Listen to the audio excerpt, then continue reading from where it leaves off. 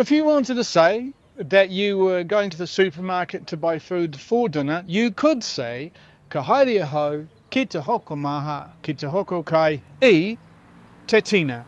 You could say that, you could, but you would be wrong. Oh no. Yeah, sorry. Go stand in the corner and face the wall.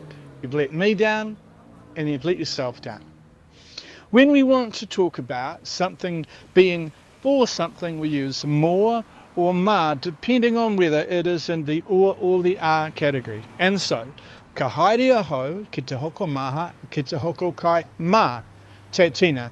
I will go to the supermarket to buy food for dinner, ma tina.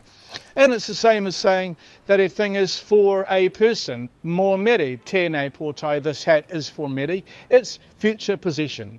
And so we can say that something is for a thing or a place.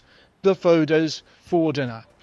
And there are several different sentence structures we can use to say that. We can use ko tēnei pikatia, ma taku rūma moi, this picture is for my bedroom. And we can also start the sentence with he, if we want to. He kai, ma te kuri, the food is for the dog. He wai te rā, mō te rākau, that water over there is for the tree. And we can list out the ko and the he and just say, tēnei tā era mō te motoka, this tyre is for the car. Tēnei miti mā te hangi, the meat is for the hangi. And we can also start the sentence with more or mā if we want to. Mā te kihini ēnei pediti, these plates are for the kitchen. Mō te whare, tērā kuaha, that door is for the house.